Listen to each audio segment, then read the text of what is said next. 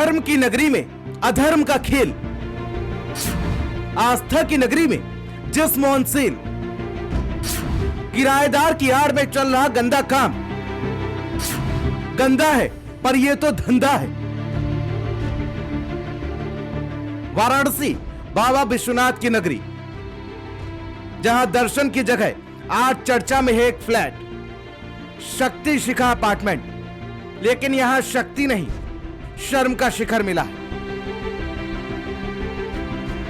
वाराणसी प्रधानमंत्री नरेंद्र मोदी का संसदीय क्षेत्र, जहां विकास के पोस्टर हर दीवार पर चिपके मिल जाते हैं। लेकिन आज चर्चा विकास की नहीं, बल्कि शक्ति शिखा अपार्टमेंट के फ्लैट नंबर 112 की है, जहां पुलिस ने ऐसा खेल पकड़ लिया है कि स्पा का बोर्ड बाहर था और अंदर चल रहा था स्पेशल सर्विस पैकेज का धंधा। अब सवाल है, फ्लैट किराए पर था, ठीक है, लेकिन क्या किराएदार और धंधा दोनों की खबर मकान मालिक तक नहीं पहुंचती? या फिर सियासत में कुछ खबरें जानकर भी अनजान रहना पड़ता है? पुलिस ने इलाके में 3 और स्पा सेंटर पर छापे मारे, क्योंकि एक फ्लैट में भंडा फूटा तो पूरा इलाका हिल गया। डस्टबिन तक से बरामद हुए संस्कार शुद्ध सबूतों ने पूरे रैकेट की पोल खोल दी। अब जिनका फ्लैट है और जिन्होंने किराए पर दिया है वो है शालिनी यादव। यूपी में टॉप पार्टियों में इनका कनेक्शन रहा है।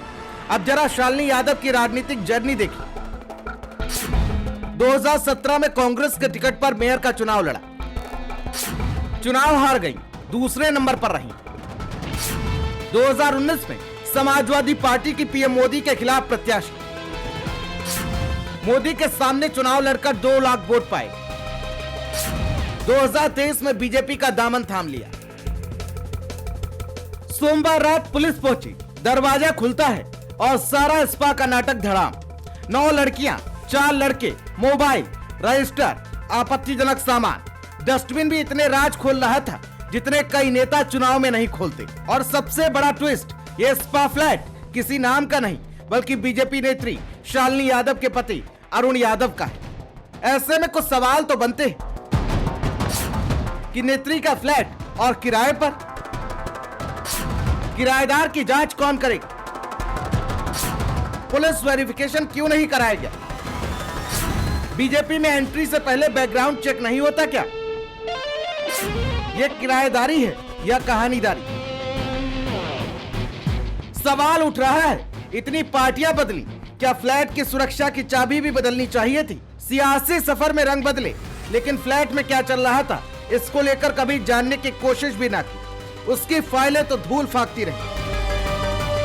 फ्लैट नंबर 112 की यदि हम बात करते हैं, जो अभी बंद है, छापेमारी के बाद बंद कर दी गई, तो सवाल उठता है कि इसका मालिक कौन था। 1984 में सांसद रहे स्वर्गीय श्यामलाल यादव के पुत्र अरुण यादव के नाम पे ये फ्लैट है। और उनकी पत्नी शालिनी यादव तमाम पार्टियों में रह चुकी हैं, समाजवादी पार्टी में रह चुकी हैं, कांग्रेस में भी रह चुकी हैं, तो अब भारतीय जनता पार्टी की नेता हैं वो। जो सूचनाएं मिली उसके अनुसार अरुण यादव, शालिनी यादव के पति ने इस फ्लैट को किराए पे दे रखा था। लेकिन बड़ा सवाल ये है कि आपने किराए पे दे रखा था, क्या यहाँ पे चल रहा था, क्या आपको पता नहीं है? शक्ति शिखा अपार्टमेंट में क्या क्या हुआ ये तो पुलिस की जांच बताएगी। लेकिन आज सबसे बड़ा सवाल है, क्या यह सिर्फ एक किराएदार का खेल है या राजनीतिक किराएदारी की बड़ी कहानी? फ्लैट नेत्री का, नाम बीजेपी का और शर्मिंदा पूरा सिस्टम। सवाल पुलिस पर भी है कि आखिर अनैतिक गतिविधि संचालित हो रही थी और पुलिस को भनक तक नहीं लगी। स्पेशल डेस्क, भारत समाचार।